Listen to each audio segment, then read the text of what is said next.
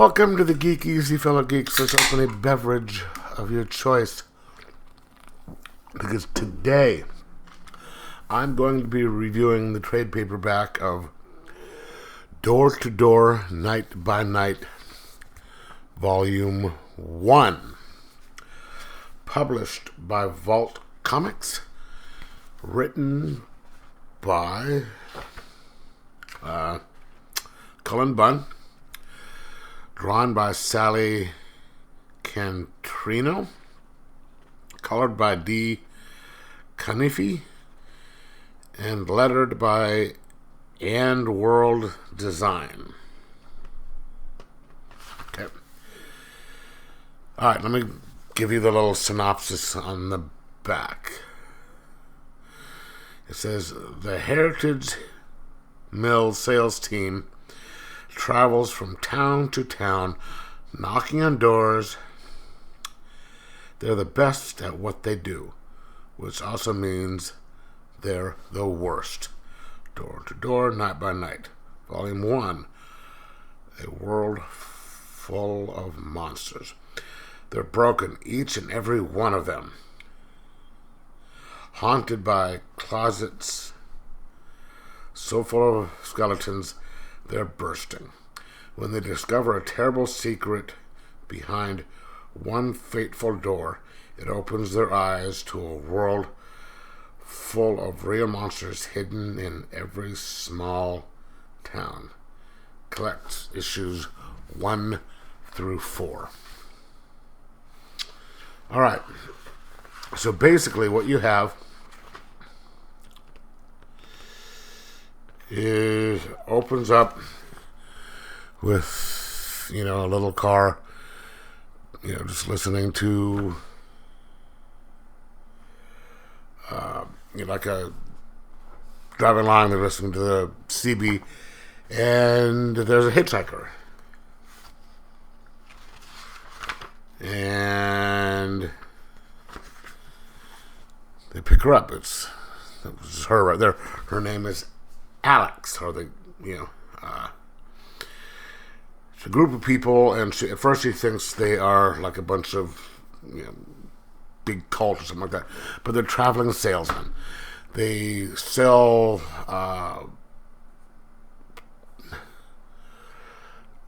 tickets or something like, for $10 you get a coupon for a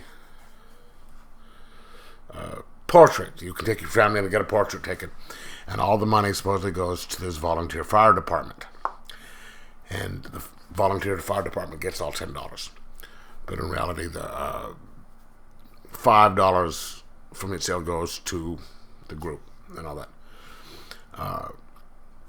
And there's one guy who's in charge, and the rest of them are it's an eclectic mix of people with just this really weird past. Like one's a preacher who was kicked out of his congregation because he was an alcoholic.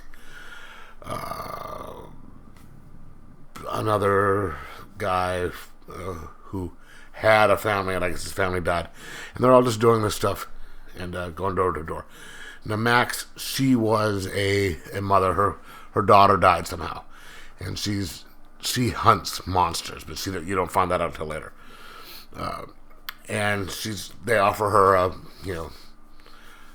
position in there so she can pick up a little bit of extra money. She's like, okay. And they all just go door to door and boom, boom, boom. And then they put a little red dot on each mailbox so that they've gone to a house, whether it was sold or not. And then each night they go out and they just get, they drink and get hammered.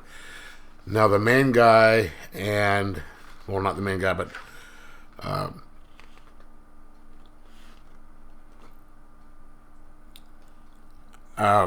one of the main dudes, the guy with the hat right here, his name is Fred. He and Alex kind of hit it off and go out and do the mambo in the back. And then the next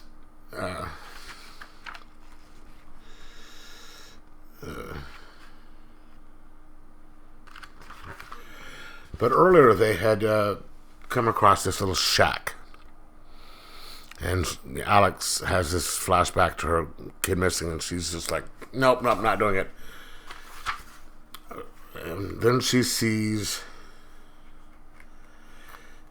a couple of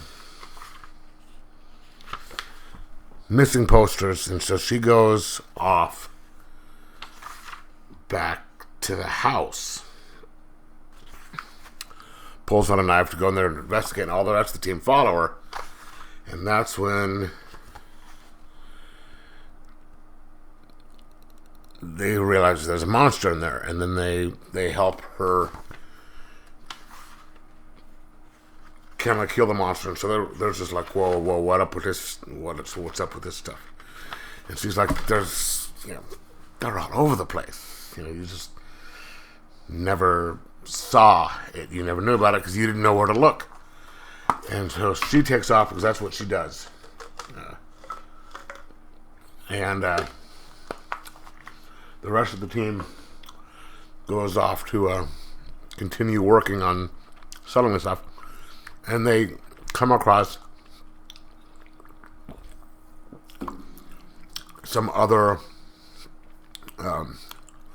different things, like one's an alien and a mushroom, and a couple of other things. And they wind up killing them, and they realize that this is what they have to do while they're still trying to get a hold of Alex. So this one sets up their discovery of what's going on and how they really just start to get into the monster, finding the monsters and killing them. They're still going to be doing the sales stuff because that'll be how they make their money. And,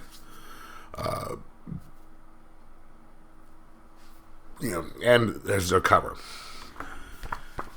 And at the end, they finally get a hold of her, and it's just end book one. There's 3 books, which I'm going to check.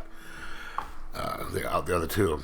So it's just sort of setting this up for some more.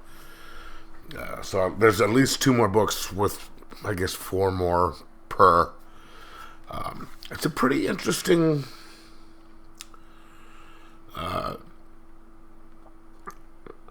story. Like, okay, see the guy right there with the beard. He was used to be a high school biology teacher. Says, guy's as dumb as a stump, if you ask me. And he pops Percocets like Tic Tacs. Cal was a preacher, fire and brimstone Bible thumper. But his bottle got him kicked out from behind the pulpit. Lainey, the girl, was a college student who couldn't afford to keep going, so she was just doing this for money. And then you have Fred. And Fred used to have a family. So those are all the groups. Then there's the leader. So it's typical Colin Bunn with a really kind of a weird way of telling a story. Because it's, he takes a story that could be considered, one that other people would write, and he does it just a little bit off, a little bit differently than they would. It makes it a little bit more different and interesting.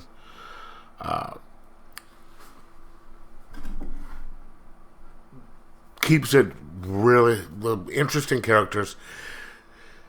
While the situations might be, one that you might have read before, they are different and entertaining. And just typical, Cullen Bunn goodness. The only thing I don't like, and I guess this is sort of the style with Vault, is the style of art. It's more excuse me, cartoony, which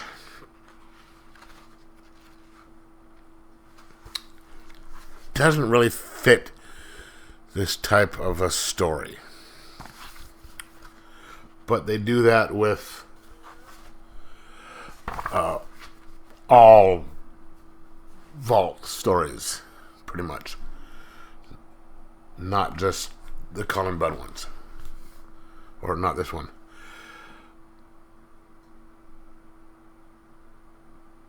But I have to say, that, like it says on the back here, it says delivers across the board by the Fandom Post, and plenty of drama by Multiversity Comics. Now, I agree with them. The story is really good, and it more than makes up for what kind of looks almost like childish art. Some of these looks like they've got their little middle schooler doing the art, or someone fairly new, or that could just be the style that Vault does. But so I like just about everything by Colin Bunn, so this, I can't, I'm gonna enjoy this despite the shortcomings of this art. So I'm gonna give it a 4.0 out of 5, and say read it because it's really good. It's interesting. It's a quick read. It's only $20, and it's entertaining. So, and it's Vault Comics. So this is Volume 1. So let me know if you've read it, what you thought of it. Like, subscribe, and possibly share. And most of all, enjoy your horror comics.